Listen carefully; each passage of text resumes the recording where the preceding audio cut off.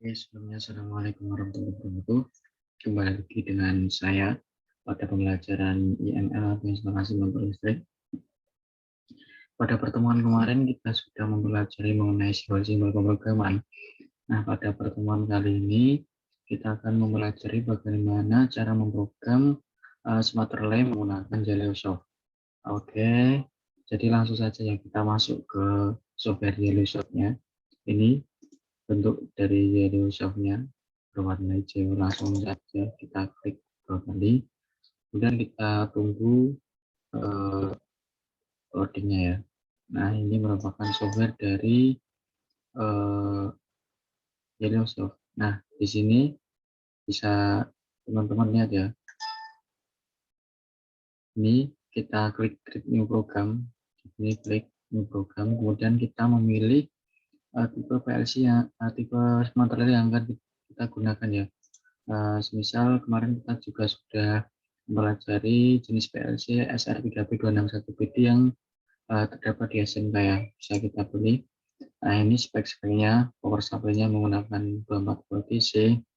Oke, selanjutnya kita klik berikutnya. Kemudian di sini ketika teman-teman ingin menambahkan extension atau apa namanya kontak-kontak tambahan, bisa memilih di sini. Ini tipe-tipenya.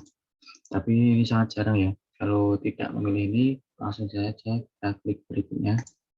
Nah, di sini kita suruh memilih bahasa yang akan kita gunakan untuk memprogram.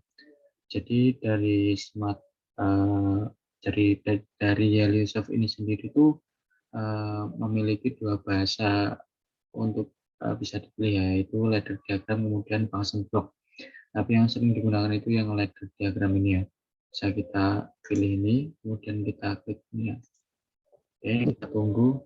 Nah, ini tampilan untuk memprogram ya. Memprogram dari smart relay Zelio.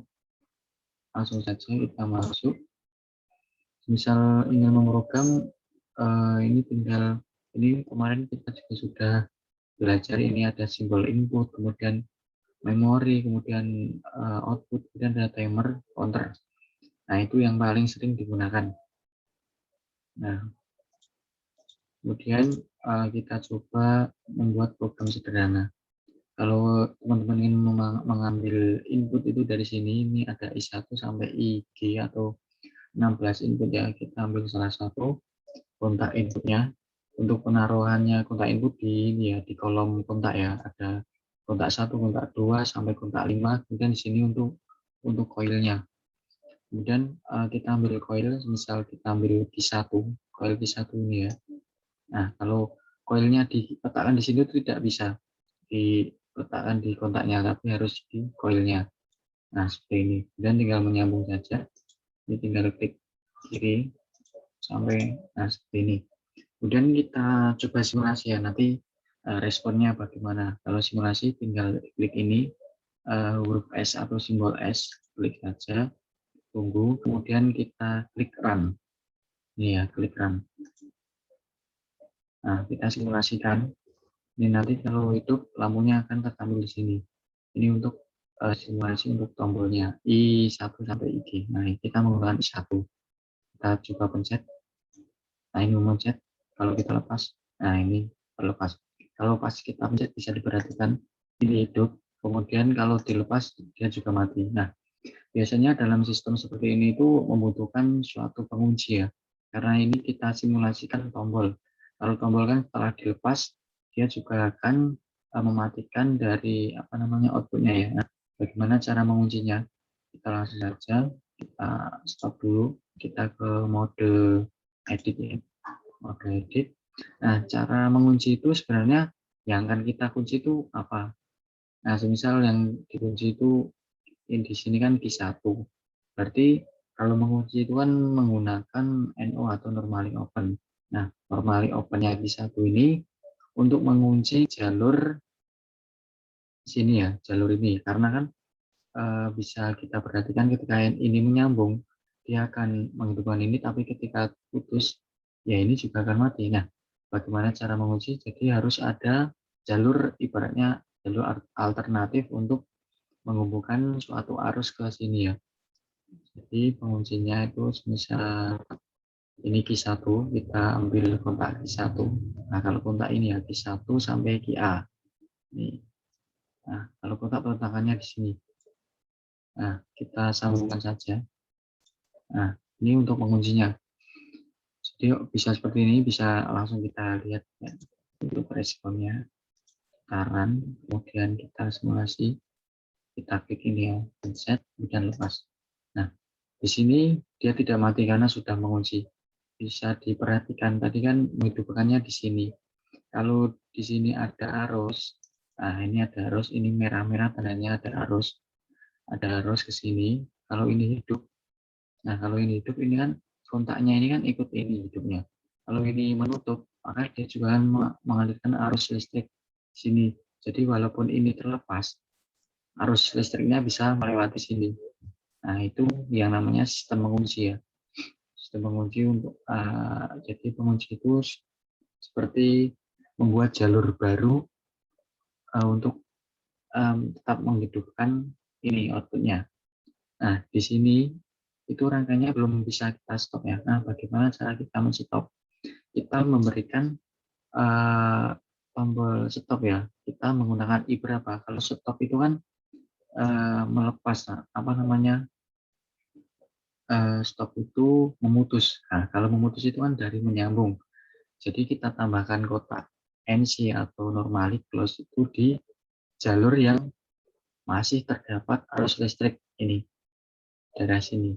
Langsung saja kita eksekusi. Nah, misal ini kan sudah dibuat tombol start. Kita kasih lagi ya start. Nah, untuk tombol stopnya itu harus tombol yang berbeda. Misal I1 atau IG atau I4 terserah. Kita coba ambil I2 ya. Kita letakkan di sini. Nah, ini kan masih normally open. Kita ubah ke normally close karena kita akan menyetop. Kalau menyetop itu kan memutus. Nah, memutus itu kan dari menyambung ke terbuka. Jadi ini tinggal klik kanan saja ya. Ini klik kanan, kemudian normal close. Nah, kita langsung saja. Ini kita tulis stop itu ya. Stop. Oke. Langsung kita simulasi apa yang akan terjadi. Untuk responnya, kita pencet tombol start dan lepas, dia masih hidup. Dan cara stopnya, jika kita menekan tombol ini ya, stop, lepas, dia akan mati.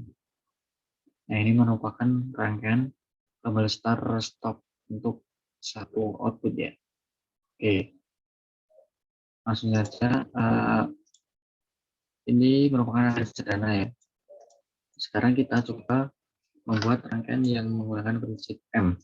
Kemarin sudah dijelaskan juga kalau M itu hanya menyimpan, tapi kalau Q itu bisa dikeluarkan. Nah, itu yang dimaksudkan itu seperti apa nanti kita bisa lihat di sini. Rangkaiannya sebenarnya sama ya. Ini hanya mengubah ini menggunakan M. Kemudian penguncinya juga menggunakan M karena yang akan kita kunci ini ya M. M angkanya sama seperti tadi. Kemudian tombol stop. Nah, ini. Nah, kalau seperti ini kita coba simulasi. Tekan. Nah, ini tidak hidup karena ini kan hanya Q1, Q2, Q3 sampai QA. Jadi ini, tapi ini bisa ada arus listriknya. Ini merah-merah ini tandanya ada arus. Ini hidup tapi tidak bisa dikeluarkan di sini. Dia hanya menyimpan PLSA di Sumatera lainnya, tidak bisa dikeluarkan. Bagaimana cara kita bisa mengeluarkan di sini itu menghubungkan ke key ya. Langsung saja mode edit. Misal kita menggunakan key 1. Nah, misal di sini ya. Kita ambil kontak bantu M. Nah, ini M1. Kita hubungkan ke coil key 1. Nah, kita langsung coba simulasi. Kita tekan tombol start. Nah, dia kan hidup karena sudah ada rangkaian key-nya. Key-nya dari mana? Dari M. M ini tadi yang NO normally open dari M. Kemudian kalau kita stop bersama, stopnya tinggal di tekan tombol stopnya ini. Nah, dia mati. Karena ini mati, dia juga ikut mati karena ini terhubung ke kontak bantunya M1, NO dari M1. Jadi kalau kontak bantu dari M atau G itu bisa lebih dari satu ya, tapi kalau untuk coil itu hanya satu. Jadi ini kan Q1 sudah digunakan. Kita tidak bisa menggunakan coil Q1 lagi. Nah, tapi kalau ini M1 sudah digunakan, kita tetap bisa menggunakan M1 lagi. Atau ini coil dari M1 sudah digunakan, dia tidak bisa digunakan lagi ya. Tapi kalau untuk kontak bantunya masih bisa. Jadi itu untuk rangkaian sederhana, cara kerja rangkaiannya, programnya, prinsip kerja dari M-nya juga sudah saya jelaskan seperti itu ya. Oke, mungkin itu dulu yang dapat saya sampaikan ya. Nanti untuk tugasnya sama juga seperti ini, menganalisis apa namanya header programnya ini. Nanti teman-teman tinggal menentukan atau menganalisis kekurangan dari program-program itu agar bisa sesuai dengan apa yang kita harapkan ya. Oke, mungkin itu dulu ya. Untuk minggu depan kita insya Allah akan belajar timer dan counter. Oke, saya tutup. Wabillahi taufiq wal hidayah. Wassalamualaikum warahmatullahi wabarakatuh.